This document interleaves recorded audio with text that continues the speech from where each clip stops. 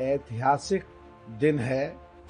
15वें महामहिम उपराष्ट्रपति की आज शपथ हो रही है और वो पिछड़े समाज से हैं। पीछे जाना पड़ेगा इस बारे में। 17वीं लोकसभा में माननीय प्रधानमंत्री जी ने कहा मैंने इतने पिछड़े मिनिस्टर बनाए, इतने दलित मिनिस्टर बनाए। उसकी नकल करके राहुल गांधी जी और उनके साथियों ने जो पिछड़े दलितों की पिछले दिनों बात करते रहे हैं, उनकी पोल खुल गई है कि उनके हाथी की तरह दांत दिखाने की और खाने की और उनकी कथनी और करनी में बहुत फर्क है। ये पिछले एनडीए ने काफी दिन पहले कैंडिडेट डिक्लेयर कर दिया था पिछड़े समाज का। तो पिछड़े की अगर वो वकालत करते थे तो चुनाव क्यों हुआ? और मान लिया उनको गलतफहमी थी कि सो कॉल्ड इंडिया गठबंधन चुनाव जीत सकता है, तो उन्होंने फिर पिछड़े को कैंडिडेट क्यों नहीं बनाया? तो आज 15वीं महामहिम उपराष्ट्रपति की शपथ एक ऐतिहासिक दौर है जो इस्टेब्लिश करता है कि एनडीए पिछड़े दलितों की वकालत करती है और इनकी तरह दिखावा नहीं करती, असलियत में काम करती है। कांग्रेस पिछड़े और दलितों की वोट लेकर शोषण करती रही। चौधरी चरण सिंह को 3 महीने में पिछड़े समाज से कुर्सी से उतार दिया। राइस पायलट कैबिनेट मिनिस्टर बनाया, पिछड़े समाज के थे। सचिन पायलट पिछड़े समाज से थे, उनको धोखा दिया राजस्थान में। आज बिल्कुल फिर दोबारा चीजें कन्फर्म हो गई हैं और ये इतिहास में पहली बार ऐसा है कि इस देश का प्रधानमंत्री पिछड़ा, इस देश की महामहिम राष्ट्रपति दलित और इस देश के 15वें महामहिम उपराष्ट्रपति पिछड़ों ने आज शपथ ली। वीडियो जारी किया है, इसमें 2 पात्र प्रधानमंत्री मोदी और उनकी मां के समान दिखाए गए हैं, जो उन्हें उनके चुनाव प्रचार में अपने नाम का इस्तेमाल करने के लिए डांट रही हैं। सभी हदें पार कर महिलाओं का अपमान की भाषा करते हैं। देखिए, ये देश का दुर्भाग्य है कि इतना स्तर नीचे गिर गया है और इस तरह की बातचीतें हो रही हैं। पूरे वर्ल्ड में हमारे देश को देख रहे हैं। चलो आपस में अब्यूजिंग कर रहे थे, चौकीदार चोर है, वोट चोर गद्दी छोड़, वोट चोर गद्दी छोड़ के नारे लगा के जोश इतना भर दे पब्लिक में, क्योंकि पब्लिक आके मां की गाली देने लगे। क्या मैसेज जा रहा बाहर कि हम भारत में उन प्रधानमंत्री की मां को गालियां दी जाती हैं? उस पर चलो बच के निकल गए, माफी मांग ली, वो हमारी पार्टी में नहीं थे। और अब तो कांग्रेस ने वीडियो एआई से बनवा करके जारी करी है। उसमें बहुत सारी आपत्तिजनक चीजें हैं। अब कैसे माफी मांगोगे? अब कैसे देश को फेस करोगे? फिर पहले माफी क्यों मांग रहे थे? फिर अब ये वीडियो जारी क्यों करी है? क्या आप ये कहेंगे कि वो कांग्रेस के जिन्होंने जारी कर दी गलती से जारी कर दी? पूरे देश के सामने कांग्रेस का चेहरा बिल्कुल साफ हो चुका है और पूरे वर्ल्ड में थू-थू हो रही है कि भारत के प्रधानमंत्री की मां को दूसरी पार्टियां और सबसे बड़ी पार्टी कांग्रेस की तरफ से ऐसी घटनाएं घट रही हैं। अगर ऐसा ही रहा तो आने वाले समय में इससे भी बुरी हालत हो जाएगी कांग्रेस की जो आज है। नेपाल के जन नेता सुशीला कार्तिक को अंतरिम सरकार का नेतृत्व करने के लिए बढ़ावा देते हैं। नेपाल आर्मी ने अपने हाथ में ले लिया। देखिए, जो नेपाल में घटनाएं घटी, चाहे वो सरकार की कार्य प्रणाली पे है, चाहे वो सोशल मीडिया बैन करने पे है, चाहे वो भीड़ उग्र हो गई करने पे है, चाहे वहां के इमारतों को नुकसान कर दिया, सब सब्जेक्टिव और डिबेटेबल है कि सही क्या गलत क्या है।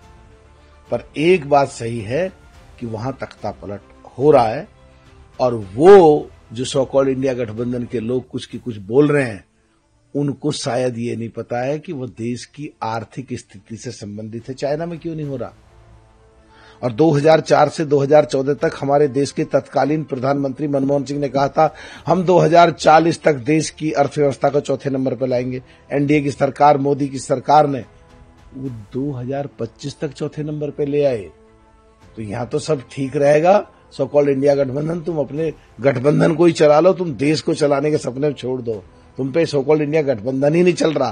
और जहां तक नेपाल की बात है, वहां आपस में ग्रुप लड़ रहे हैं, तो इसलिए वहां मिलिट्री ने अपना पोजीशन में ली हैं सब चीजें, और लगता है नेपाल हमारा पड़ोसी देश है, हमारे अच्छे रिश्ते रहे हैं, और हम उम्मीद करते हैं आने वाले समय में सब वहां भी अच्छा हो जाए। गांधी का बयान आया, उन्होंने कहा हम आपको शक्तिशाली विस्फोटक और प्रमाण प्रस्तुत करने जा रहे हैं। वोट चोरी गद्दी छोड़कर नारा देश भर में गूंज रहा है। यह तथ्य है कि वोट चुराकर सरकारें बनाई जा रही हैं। हम आपको प्रमाण देंगे, इसकी गारंटी देते हैं। भाजपा के लोगों को जो चिढ़ हो रही है, उन्हें कहना चाहूंगा ये मत, जब हाइड्रोजन बम गिरेगा सब साफ हो जाएगा।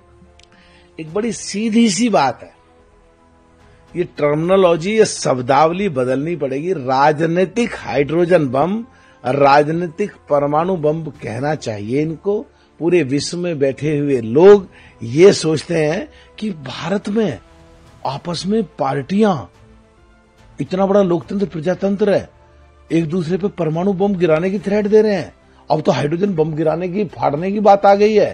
तो ये समझ लें, अरे राजनीतिक हाइड्रोजन बम, राजनीतिक परमाणु बम कहो, वो तो राजनीतिक परमाणु बम कहे तो सही रहेगा, लेकिन अगर वो हाइड्रोजन बम और परमाणु बम की टर्मिनोलॉजी यूज कर रहे हैं तो वो तो परमाणु बम, हाइड्रोजन बम तो दिख गया था जब संसद से बाहर से निकल के कहा था देश की इकोनॉमी डेड। अरे 60 साल तो कांग्रेस की सरकारें रही हैं, 60-62 साल, उन्होंने भी तरक्की करी है, देश को काफी ऊपर लेकर के आए थे। तो क्या तुम उनकी भी इकोनॉमी डेड बना रहे हो? तुम्हारा चौकीदार चोर है का नारा देख लिया तो फिस हो गया था। तो क्या ये तुम्हारा राजनीतिक बम जो आएगा हाइड्रोजन बम, ये भी ऐसा ही फिस होगा सिद्ध? राहुल गांधी के सुरक्षा प्रोटोकॉल उल्लंघन का आरोप लगाकर सीआरपीएफ द्वारा भेजे गए पत्र को लेकर अनुराग ठाकुर का एक बयान आया। उन्होंने कहा ये बहुत गंभीर मामला है। कांग्रेस के राष्ट्रीय अध्यक्ष को इसे गंभीरता से लेना चाहिए। भगवान न करेगा कुछ हो जाता, कोई सेंधमारी करेगा और किसी को भुगत ना पड़ेगा। इसके साथ ही कांग्रेस भी इसका एलिगेशन लगा रही है कि इस मुद्दे पर राजनीति नहीं करनी चाहिए। देखिए, सीधी सी बात है, जब माननीय राहुल गांधी जी जो एलओपी हैं, जो संवैधानिक पद है, जो कैबिनेट मिनिस्टर का दर्जा है, उनकी पार्टी के लोग उनको सुरक्षा मांगते हैं और Z+ एक्स्ट्रा उनको सुरक्षा दी गई है। देश में 6 आदमियों के पास है, माननीय प्रधानमंत्री, माननीय गृह मंत्री, माननीय रक्षा मंत्री, और माननीय सोनिया गांधी, माननीय राहुल गांधी, माननीय प्रियंका गांधी। उधर तो वो अपनी सुरक्षा बढ़ाते हैं, और जब विदेश जाते हैं तो सरकारी जो प्रोटोकॉल है उसको फॉलो नहीं करते। वहां एयरपोर्ट पे लिखित सूचना जो सांसद हम लोगों की ऑफिशियल ईमेल आईडी से जानी चाहिए वो जाती नहीं है, वहां अंदर चले जाते हैं। तो ये बात ये है कि अगर अंदर चले गए, वहां हजारों लोग रहते हैं, 20-30-100 लोगों ने कुछ धक्का मुक्की हो गई, कुछ गाली गुप्तार हो गई, कोई छोटी मोटी घटना घट गई, तो सीआरपीएफ के लोगों की नौकरी जाएगी, देश की सरकार की बदनामी होगी।